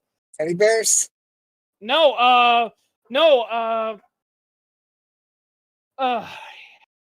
Sorry. Reading? No. Why am I brain farting now? Pinball. Yeah, I think pinball. Oh, yeah. Didn't New York ban pinball for like 30 years or something like that? Yeah, until because they thought it was gambling, until a guy proved that it wasn't gambling. And the funny thing is that they tried to rig the test, so they could prove it was gambling, because they said, okay, you got to get 20,000 points, and it was nervous because even people that made pinball were like, wait a minute, we're good, but even our best players can't get that many points. And the guy representing them literally practiced for hours and hours, and he was able to get it. Mm-hmm. Yeah. But I mean, even as far back as Mozart, they were saying, that Mozart's music, was going to corrupt the children and everything. Oh yeah, it's pretty funny because people think, that Mozart was this refined gentleman, who disdained, bad behavior. Oh no, he had a humor side. I mean, here's a fun fact. He literally wrote a song called Lick My Ass Clean. But honestly, Chris, you weren't brain farting. Yeah. You need to have a brain to do that. I don't know why. It just happens sometimes, where it's like, it's at the top of your word. I don't know why. It's because when I was thinking of pinball, suddenly my brain went to, oh, you mean pinwheel? And I'm like, no, not pinwheel. So I asked someone recently if you get a toupee. He told me not off the top of my head. Dad jokes, aren't they? Those always funny. Hey, I'm sure Shane's kid's grown worse at him. Oh, here's a classic joke. How can you tell when a vegan, a brain surgeon, and a firefighter are at your party? They'll tell you. Yeah, don't worry, they'll tell you. Yeah. What's one funny thing about vegans and why they're so annoying and why a lot of people don't like them is because people go and they say, when you really, really think about it, vegans have like this really big entitlement attitude where it's like, I'm vegan, so if I go to your restaurant, you better have something that's vegan for me. Imagine if a meat eater went into a vegan restaurant and said, hey, where's my chicken tenders and cheeseburgers? I'm a meat eater. And don't use the same pan you used for the tofu.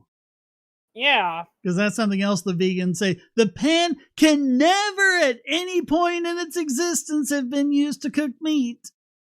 Yeah. And yeah, it's just silly, that's another reason about that. About one thing I didn't like about the vegan episode of South Park was that they never brought that up. It's like, listen, it's not about the fact that you're vegan that we have a problem with. It's the fact that you're trying to enforce it on other people. If you want to be a vegan, simple. Go to your grocery store. Go to the organic vegan aisle. They usually have them.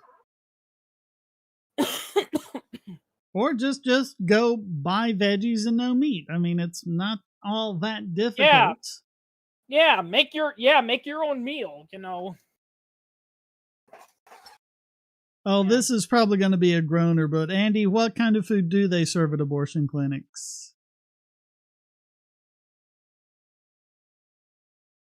The fetus? Oh, Baby yeah. back ribs. Yeah. Baby back ribs and baby carrots.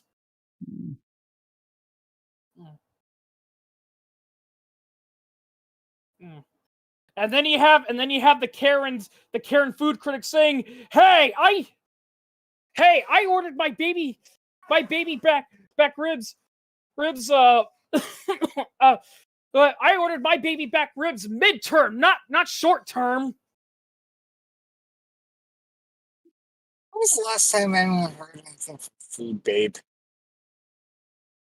Oh, I Since you think she mentioned slinked food- off into obscurity years ago. I was just thinking since Chris mentioned Food Karens. Yeah. Well, I'm not. I think it might have been. I don't know how much longer she lasted after trying to claim that airplanes to save money instead of pumping pure oxygen into the cabin, pumped in nitrogen, which is a poison gas, or however that went. Even though every time you take a deep breath, most of that is actually nitrogen, and in fact, oxygen can actually be toxic. In fact, oxygen is actually toxic in high doses. Yeah, I mean, 79% nitrogen or something like that is the air. Yeah. So yeah, she just pretty much showed that she didn't know what she was talking about.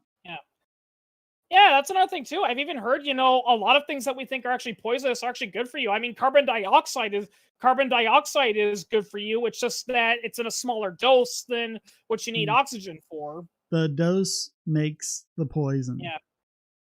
Yeah, that's actually an old saying. There's no such thing as poisonous materials. There's only poisonous doses. Yep. Some chemicals just happen to have higher doses than others. Yep. Yeah, that's just so funny. It's like we found proof that this chemical causes cancer. How did you find out? Because we took some rats and we took a whole bunch of that chemical and we force-fed it to them every day of every minute for the last 2 years, and they developed tumors. And we're going back to, and this is sort of circling back into the crap they said about McDonald's. Yeah. Yeah, because like that one study where they were proving the GMOs cause cancer, and of course the rats they were using were specifically for studying cancer and were bred so that they would be more susceptible to cancer. Yeah. Yeah, you mentioned that. They're kept alive, they grow the tumors, they test the cancer treatment on and see if it shrinks or not, and after they get the result, they write it down, and then they humanely euthanize, the mouse and move on to another one. Yeah, so for that strain, I think I had read that the ethics code was that you euthanize them, no older than 9 weeks. And these horrible people let these mice live for like a year and a half. So of course they developed these massive, horrible-looking tumors, and the mice were just suffering. Yeah. Oh yeah, Rainbow Asteroids. Yeah, that's the perfect way to stop cancer. We got to figure out a way to stop cell division. That'll stop all cancers. Hey, wouldn't that be exactly what cancer is? Well, the joke is that cancer is caused when your cells, not only stop functioning properly, but they also divide, uncontrollably, and thus they block out your healthy cells. But still, cell division is important because that's how your cells grow and develop. Yeah. I'm not sure which Yeah. one you're talking about there, Pierre, but there was one where they were trying to prove that glyphosate causes cancer, and when you actually look at the data, glyphosate the glyphosate group actually did better than the control group. You know what else is funny, and it still reminds me of that quickie it did, is the government banning sassafras in food products because it causes liver cancer. Yeah, you know what else causes liver cancer that's totally legal? Booze. Well, it caused liver cancer in rats via a metabolic pathway that doesn't exist in humans. Well, I know that. I was just saying that even if, let's say it did discover that, yes, metabolically can cause cancer in humans, well, a lot of foods can do that. Like I said, booze causes that. But that's not a reason to ban it, Yeah. And it's not like, they were putting sassafras, like in our food as like preservatives or whatever, and it turns out it caused cancer and we didn't know about it, It might actually be give you a little bit of protection from cancer, apparently. Yeah. But still, the whole point is that, people who drink root beer, even if they knew that, even if sassafras was cancerous, they generally know that. They know what they're getting into and they're choosing it anyway, just like with beer, People who drink beer know that by drinking beer on a regular basis, even if you're not like an alcoholic, still the fact that you consume a regular quality of beer every now and then, you are increasing your chance of damaging your liver in the grand scheme of things, but they choose that risk, And that's why I'm a whiskey drinker. Yeah. You because can't you're tell totally me. avoiding that. You can't tell me. You can't tell me. Alcohol's good for you. My family's been drinking my great grandpappy's whiskey recipe for everything, and nothing's wrong with us. Right? Then he smiles, revealing that all his teeth are rotten and blank, and he's got bad breath, and his tongue looks like it's basically saying, "Please, for the love of God, kill me." Yeah. But hey, George Burns smoked and he lived to be 100. Yeah. That's actually another thing too that a lot of people are saying about smoking nowadays, is that we used to think that if you smoke, regardless of what happens, you're going to die a slow, painful death from emphysema. But now there's new studies showing that while smoking universally is unhealthy, some people are less prone to the bad side of smoking, all that, and it actually might be more of an individual thing too. Well, I mean, there's varying levels of risk. Yeah. I don't even think they call it emphysema anymore. What do they call it? COBA, whatever it is. They've got some new term for it. Yeah. Yeah, it's the dumbest, it's also the dumbest thing ever too, Shane, is that there was that one famous, infamous, vegan called Vegan Gains, and when his grandfather died of a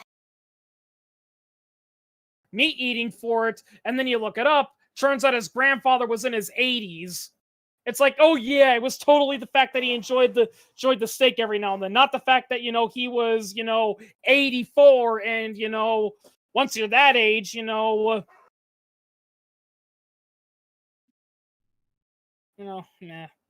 Yeah, I mean, the only reason they say we don't all die of cancer is we die of something else first. Yep.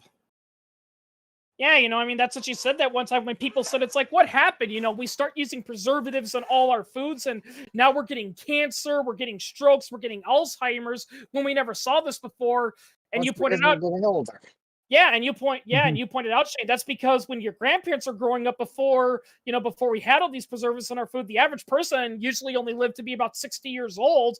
Now the average is late 70s, early 80s,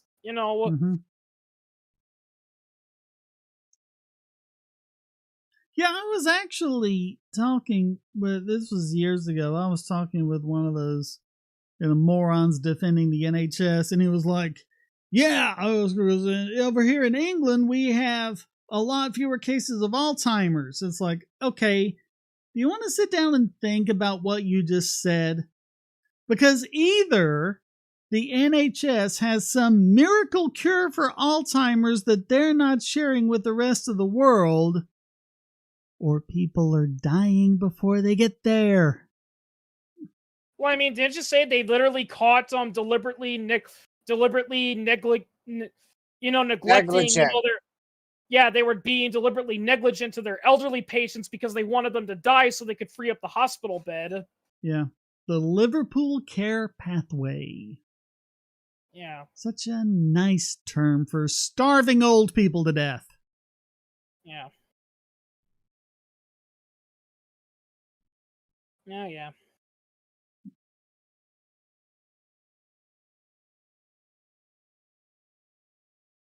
Yeah, British. I don't know. It was just, if it hadn't done it by then, the whole baby Charlie thing would have just made me completely go off on it. Because it wasn't so much the NHS doing it, it was the number of people who were defending them. Oh, yeah. I'm trying to remember Baby Charlie. It sounds familiar. Baby Charlie had this had an extremely rare disorder that the NHS couldn't treat. And so they said, well, the only thing we can do is just, keep him here in a hospital bed until he dies. Well, there was a doctor in America who had had success doing, some kind of experimental procedure to treat that. And they said, okay, we want to do that. They got the doctor to agree to do it. They raised the money to do it on GoFundMe, but the NHS wouldn't give them their baby back. The NHS, no, you can't have your baby. We're keeping the baby here. And they actually, fought in court, just trying to get them to say, look, just let us have our baby so we can go and get him treatment.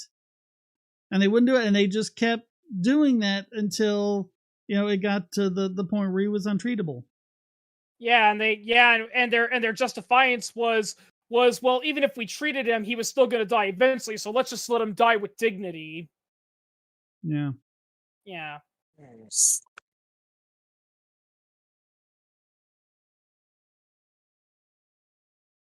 Yeah, and they wonder. Yeah, everyone who uses the phrase "die with dignity," it makes me want to tie him to a chair, stick earphones in their ears, and play Dylan Thomas on an infinite loop. Yeah. Oh yeah, that line. Yeah, don't go into that. Do not go gentle into that good night. Old age should burn and rave at close of day. Rage against the dying of the light. Yeah, I love that yeah, poem. like Cave, as the old saying that Cave Johnson from Portal 2 said, when life gives you lemons, don't make lemonade. Get mad, man. I want your damn lemons. Yeah, what am I gonna do with these? Demand to see life's manager. Make life rue the day it decided to give give you lemons. Do you know who the hell I am? Wait, Cave Johnson was a Karen? What? Cave Johnson was a Karen? That's part of the line, yeah. It's like, how do we go from Dylan Thomas to Cave Johnson? Yeah. Well, only on this channel. Only on this channel. Well, to be fair, Cave Johnson did say something similar to Dylan Thomas. Basically he's saying when life gives you lemons, don't make lemonade and be, oh well, it is what it is. Get mad, do something about it. I think the wise men at their end know dark is right because their words had forked no lightning. They do not go gentle into that good night. Yeah. Yeah, good men, the last wave by, crying how bright their frail deeds might have danced in a Green Bay rage against the dying of the light. Yeah. But don't rage against the machine. Those guys are hypocrites. Yeah. Yeah. Yeah, you know what I want to tell Rage Against the Machine? Why don't you actually go to a communist country and try playing your music there? You know what's going to happen? You're going to be the same thing that happened to Pussy Riot. Yeah.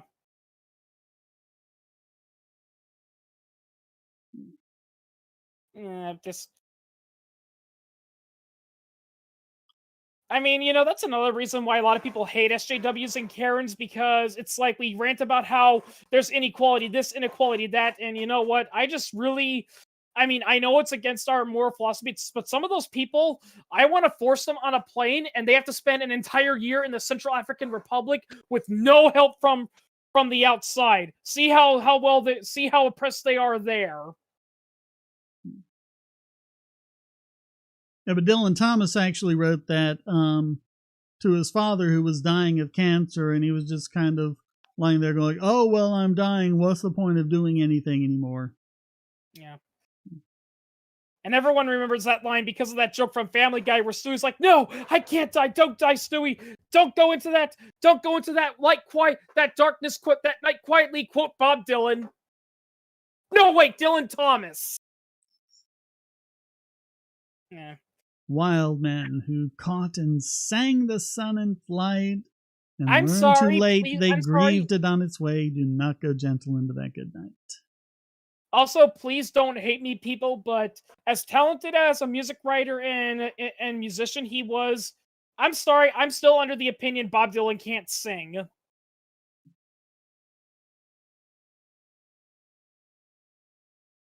It's not exactly an operatic voice. You know who really can't sing? This is going to be an unpopular opinion, but I'm of the mind Frank Sinatra can't sing. How are you saying Frank Sinatra can't sing? He could sing. He can't now. That's Oh, true. yeah. That's true. Well, That's fun true. fact. Fun fact. Who's one musician that Frank Sinatra, really, really hated, even though I think, some people said he partially was inspired by them? Elvis Presley. Oh, Yeah. wow. Yeah, Frank Sinatra did not like Elvis Presley. He thought that he was like, I don't remember the exact quote, but he's like, "Oh, he's just a vulgar guy that, that dresses up in exposing clothing, Yeah, fun fact, people thought that Elvis Presley was vulgar. Yeah. No, yeah. That little the dance kind of back and forth, he did when he sang Hound Dog. Oh man, that was scandalous. Can you believe they show that on TV where children are watching? Yeah.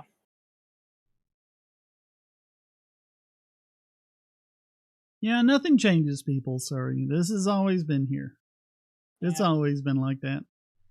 Though I will say, because I saw a special on John Stossel when he was talking about that, and he used it to compare people who are speaking crap about Miley Cyrus, and I just want to say, no, John, Miley Cyrus is just,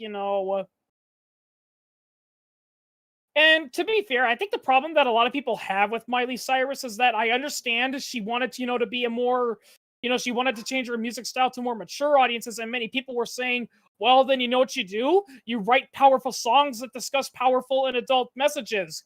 You don't make a music video where you're swinging on a wrecking ball completely naked. Yeah, but I mean, when you consider how she was raised, that's kind of what happens when you raise a kid like that and they finally go out into adulthood and experience some freedom. Yeah. Yeah, they don't learn how to properly moderate it, so they take it to the extreme.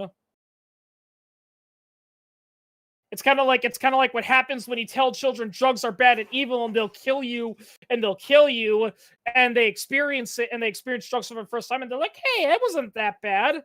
And then they do it again and do it again and now they're a full-blown addict, whereas people who were exposed to drugs are more likely to say, "Huh, that's what the drug does? Eh, I don't see the point." And then they just throw it away and don't do it again. Mm-hmm. Yeah.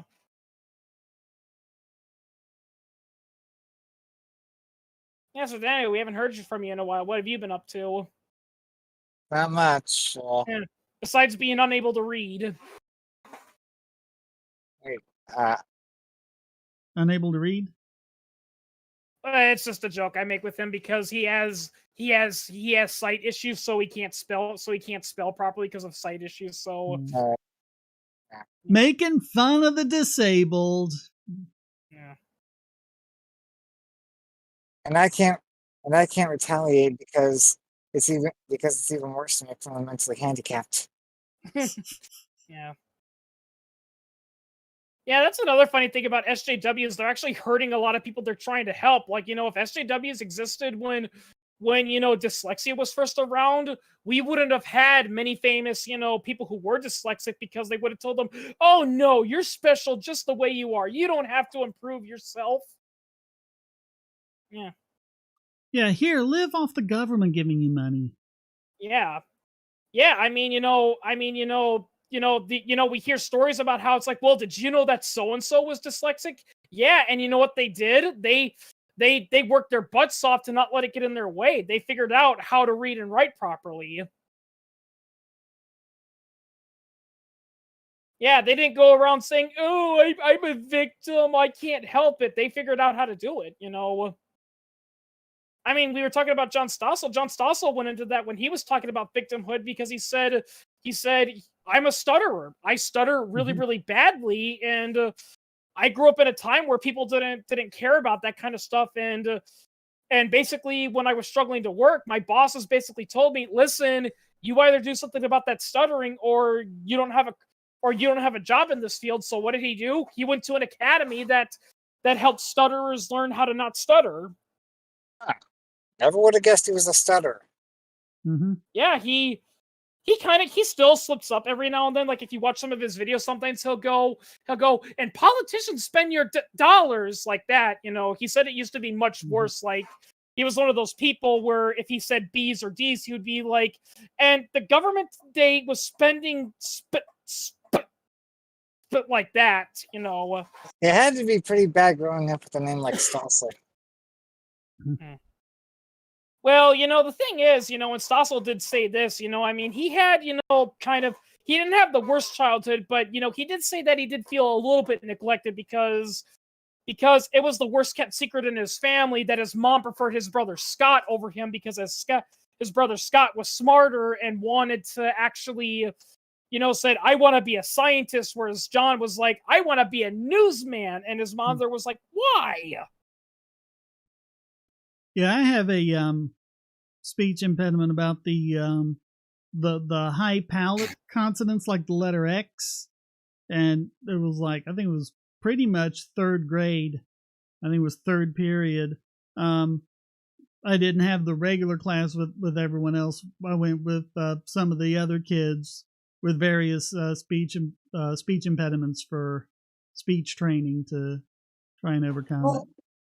I've always had trouble with my L's. L's are weird. Yeah.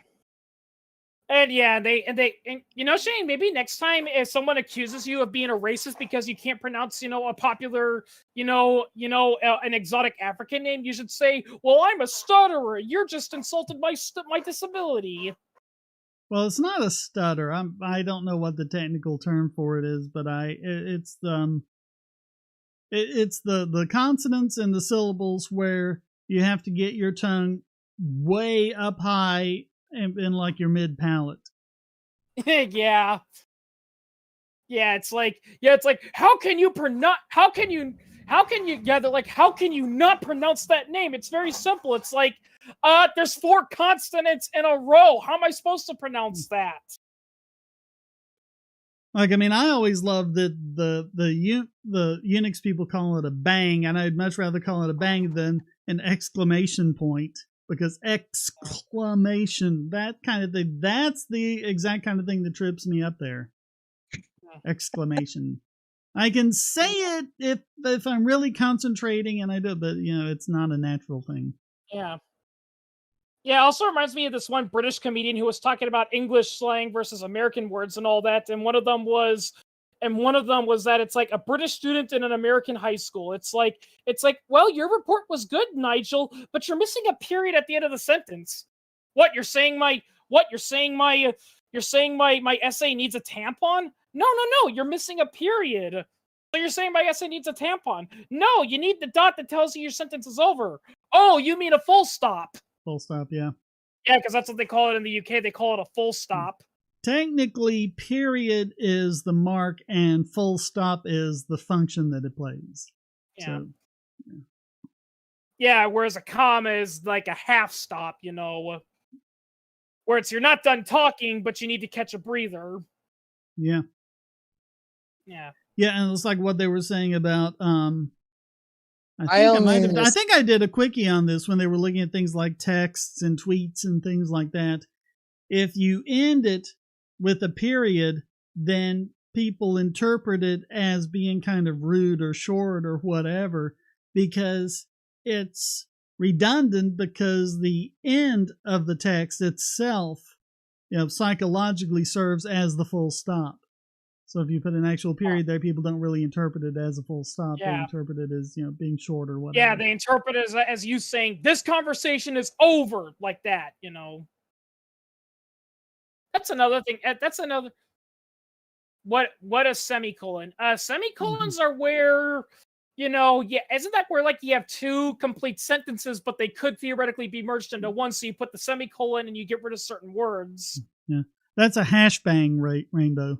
Yeah, that's like a thing because a common example they say to use how to use a semicolon would be like this, Yeah, if you can replace the semicolon with a period and have them as two different sentences and they're still phrased the same way, that's how you're supposed to use it. They're phrased as two sentences, but they still kind of go together, so you use the semicolon. The problem is if people use the semicolon like where it should be, a comma, like when one's a dependent clause or something. Yeah. Like a common example that my English teacher taught me is the sentence, John went to the supermarket to buy milk. He got lost on the way there. Yeah. Yeah. Now you can also use a semicolon in place of a comma in a list, and that's good if you're listing things, items in a sequence where, you're using commas, and it'll get, confused as to, when the comma is supposed to be a comma and when it's supposed to be a list separator. So you can use the semicolon as a list separator. I once saw a 6-foot-tall man eating chicken with a telescope in my pajamas. How did he get in your pajamas? No idea. Saw that one coming. What was that? I once met a guy with a wooden leg named Dave. I have no idea what the name of his other leg was. Yeah. Yeah. Or, here's that classic, thing that they sometimes do, which says that contrary to popular belief, you don't need to end, you can indeed end a sentence with a preposition, with a preposition, The British English teacher was in America one time, and she met a nice Texas gentleman. The Texas gentleman was trying to make conversation. So he said, "Where are you heading?" And "Where are y'all heading?" And she goes, "Oh, why don't you Americans learn how to speak proper English? You are not supposed to end a sentence with a proposition." The Texan thinks over it a little bit. He says, "Oh, I am terribly sorry. Where are you heading to, bitch?" Yeah. How do you get down from a horse? Depends on the type of horse. You don't. You get down from a duck. Oh. I don't get it. Down as in feathers? Ah. Still don't get it. Get down from a horse as in climb down from a horse, but get down from a duck as in get the feathers from a duck to make a pillow or something.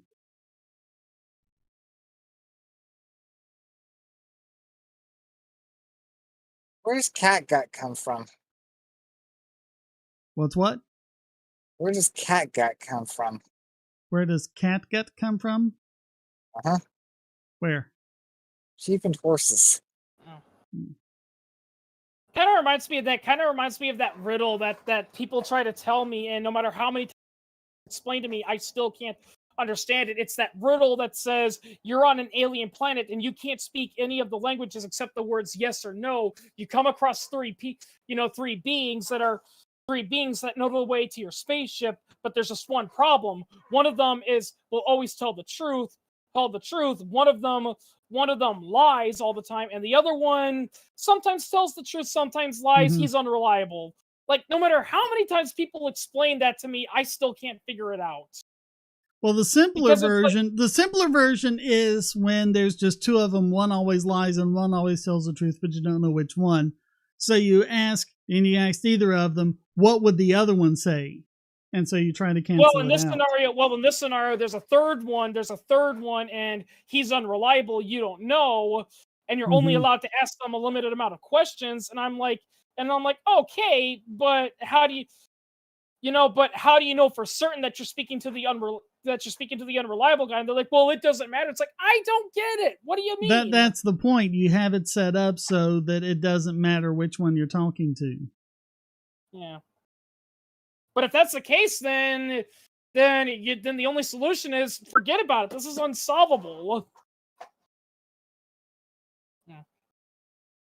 As I was on my way to St. Ives, I met some. Yeah, I've heard this one. Yeah, we've all seen Die Hard, I'm pretty sure. What was it? I'm pretty sure we've all seen Die Hard. No, what did you say though? As I was on my way to St. Ives, I met some. I met a man with 7 wives. Each wife had 7 cats. Each cat had 7 kits. How many were going to St. Ives? And the answer is 1, because the man with the 7 wives wasn't going there. Yeah. Yeah. Yeah. Yeah. Now, here's a classic. Here's one I've heard before. I remember one time I once had a dream that I went to heaven and I saw God. He sneezed. I didn't know what to say. Yeah. That's a good one. Yeah. I didn't know what to say.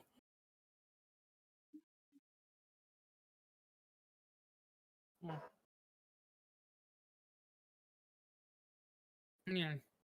You know who's another good comedian, even though his style is simple? Rodney Dangerfield. Oh yeah. Right, yeah. A lot of people like, he's a good comedian, he just gets no respect. Yeah. Yeah. I tell you, I was in Vegas one time. They got gambling machines everywhere, even in the supermarket. I went to go get a carton of milk. It cost me $247. Yeah. My wife and I made an agreement. We'd only smoke after sex. I've got the same pack now since 1963. Well, what bothers me is my wife. She's up to 3 packs a day. Yeah. We went to a marriage counselor.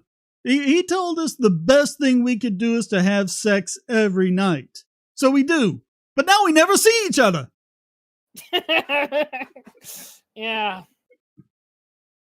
He was great. Yeah. I tell you, some of these neighborhoods are bad, but it can't be bad than the neighborhood I grew up. The neighborhood I grew up in, it was so bad. I remember I was on my way to school and I asked the police officer, "Hey officer, where's the bus stop?" The officer said, "I don't know. Nobody's made it yet." Oh yeah, they were rough. I tell you, it was so rough. They wouldn't shoot you. They just walk up to you and insert the bullet manually. Yeah. I tell you, my wife is not nice. One time I asked her if I could give her a kiss on the cheek. She bends over. Yeah.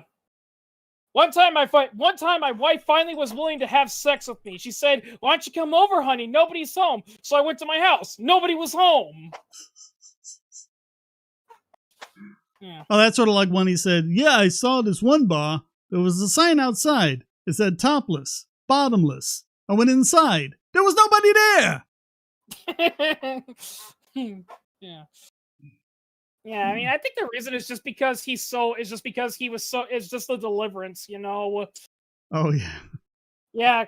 He was kind of like a prototype version of Rodney Dangerfield, not a prototype version of Seinfeld, because Seinfeld, his stick was, he'd get in a ridiculous situation, and he'd just be like, what the heck was up with that? He never said that, but that was the stick, Speaking of Seinfeld, seriously, what is the deal with airline food? They give you this little tiny bag of peanuts. And it takes like an hour to open it. I'll tell you something. Yeah, see, I never understood why he was supposed to be funny. I never cared for him. No. I'll tell you something I'll tell you something worse than airline food. The food you get at fancy restaurants. They charge you $75 for a steak. Now, what do you think when you think of a $70 steak? You think of this big hunk of meat. It turns out it's smaller than a dog biscuit. Mm. Yeah, I Rodney think the only Dangerfield one- was better. It's like, yeah, I read once that when you have sex, you lose 150 calories. But last night, I had sex with this one girl. I lost even more. I lost 150 calories, my watch, and my wallet. Yeah, really, Shane. I would have figured you were the only one of us old enough to understand why Seinfeld was funny. Never cared. Yeah. Never cared for him. All right, it's 8 o'clock, so we gotta go now. Any final thoughts before we wrap it up?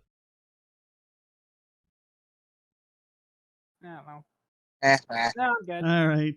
Then I'm just gonna say stay strong, be free, and do not go gentle into that good night. See you.